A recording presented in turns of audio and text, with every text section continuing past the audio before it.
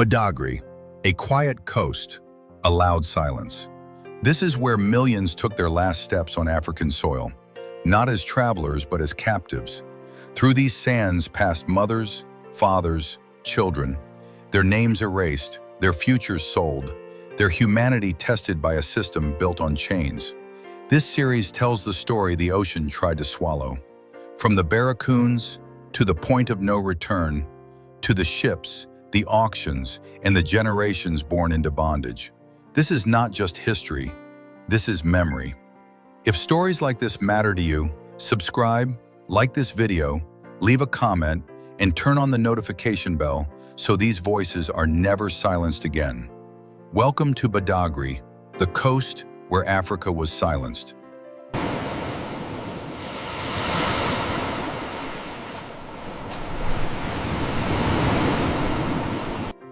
At dawn, the gates of the barracoons opened. Chains clinked, guards shouted, and the captives were ordered to stand. Those who had survived the darkness were now forced into the light, not as free people, but as cargo preparing for departure. They were led in lines, bound together, through the streets of Badagry. Villagers watched in silence. Some turned away, some whispered prayers. Some had learned that looking too long invited trouble. The system did not only enslave the captured, it disciplined the witnesses. The roads sloped toward the lagoon. The air smelled of salt and wet wood. Canoes waited at the water's edge, long and narrow, built to carry many bodies across a short stretch of water that would separate the living from their past forever. This crossing was small in distance, but infinite in meaning. The captives were pushed into the canoes, packed tightly, knees drawn to chests, chains biting into skin. The lagoon was calm, almost beautiful. Birds circled above, palm trees reflected in the water. Nature did not mark the moment, history did. On the far side of the lagoon lay a narrow strip of sand between water and forest. A quiet beach, no grand monument, no great wall. Just a path through dunes and scrubland leading toward the open Atlantic. This path would become known by one name, the point of no return. Here, the captives were made to walk again, bare feet on hot sand, chains dragging behind. Each step carried them farther from everything they had ever known. Language, family, gods, names, homeland. Some believed that once they crossed the Great Water, their spirits would never find their way back. Others believed death at sea was the only escape. Many did not know what awaited them, only that nothing good lay ahead. At the shoreline, European ships waited, tall masts, white sails, dark hulls, floating prisons. The surf crashed against the beach as if trying to warn them. The smell of tar, sweat, and decay drifted from the ships. For those who had survived war, raids, marches, and barracoons, the ocean now stood as the final barrier between freedom and a future they could not imagine. Here, traders performed their last inspections. Bodies were checked again. Numbers were counted. Profits calculated. Any who looked too weak were left behind to die or were killed. The rest were prepared for the boats that would take them out to the ships anchored offshore. This was the last moment on African soil. Some captives tried to memorize the sound of the waves, the shape of the horizon, the color of the sky, as if memory itself could become a form of resistance. A few collapsed and refused to move. They were beaten, dragged, forced forward. The system allowed no pauses for grief, no space for farewell. When the small boats pulled away from the shore, the line between past and future closed behind them. The land of their ancestors shrank into the distance. The beach disappeared. The point of no return lived up to its name. Ahead waited the slave ships, the holds, the darkness, the middle passage. The ocean did not know their names, but it would carry their suffering across the world. In the next hour, we descend into the ships themselves, into the airless holds, the chains, the sickness, and the journey that turned human beings into property. The middle passage, hell between two worlds. Subscribe, like, share, and turn on notifications so this history is never forgotten. The Middle Passage, hell between two worlds. The small boats reached the towering hulls of the slave ships. Ladders of rope were thrown down. Armed sailors shouted in languages the captives did not understand. One by one, they were forced to climb, or were hauled up, out of the water and into the floating fortresses that would carry them away from their continent forever. The decks were crowded, loud, and chaotic, but the true destination was below. Iron doors opened. A foul wind rose from the depths of the ship. The smell of rot, sweat, vomit, and fear poured upward like a warning from another world. The captives were driven downward, into the holds, into spaces so low that many could not sit upright. Here, chains were fastened to ankles and wrists. Bodies were arranged in rows, packed tightly side by side, spooned together with strangers. Men below, women and children above, though no place was truly safer than another. Darkness swallowed them. Air thinned. The ocean closed in. This was the Middle Passage. Not a journey, a grave that moved. Days and nights lost their meaning. The hold was hot beyond endurance. The air was thick with human breath and waste. When waves were calm, the heat suffocated. When storms came, water flooded the floor and mixed with blood and excrement. Sickness spread quickly. Dysentery, smallpox, measles, fevers. Lice and insects crawled across skin.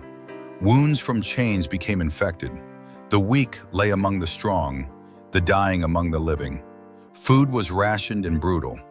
Cornmeal, beans, stale water. Those who refused to eat were whipped or had their mouths forced open with metal instruments. Some chose starvation over survival. Some jumped into the sea when brought on deck, choosing the unknown depths over the certainty of bondage. Death was constant. When bodies stopped moving, they were unchained and dragged up. Sometimes they were thrown overboard immediately. Sometimes they were left until nightfall. The ocean became a silent cemetery, swallowing names, stories, and futures. Yet even here, humanity did not vanish. People whispered prayers in many languages. They sang low songs of home, of rivers, of ancestors, of spirits who might still hear them. Hands reached out in the darkness, searching for comfort, for proof that they were not alone. The ship creaked and groaned as it crossed the Atlantic. Weeks turned into months. Storms battered the decks. Calm seas baked the holds. Always the chains remained. For the traders, this was a business voyage. Losses were calculated, insurance was claimed, profits were protected. Human lives were numbers in a ledger.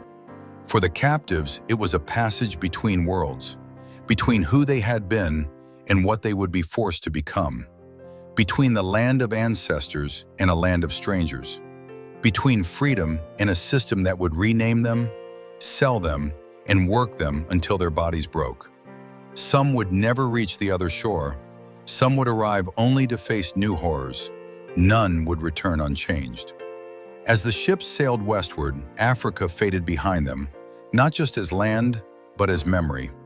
The Middle Passage was doing its work, turning people into property, culture into silence, history into chains. The ocean stretched endlessly ahead, and on the far horizon waited a new world, built on their suffering. Move faster! Keep them in line! We must reach the ship by sundown. Land appeared on the horizon. For weeks, the ocean had been the only world the captives knew. Now another shore rose from the mist, green, unfamiliar, and silent. This was not home. This was the beginning of another captivity. The ship slowed, anchors dropped.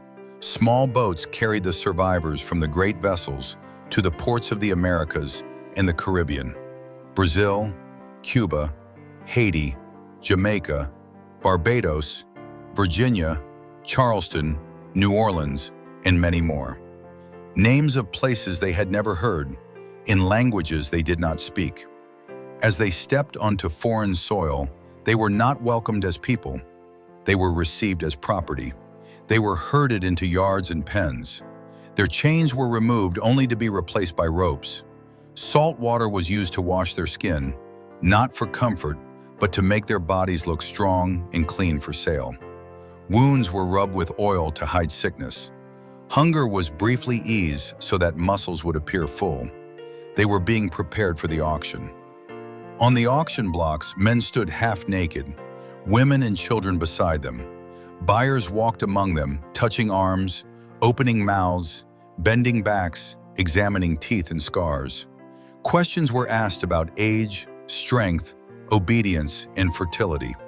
Families that had survived war, marches, barracoons, and the Atlantic together were now separated in minutes.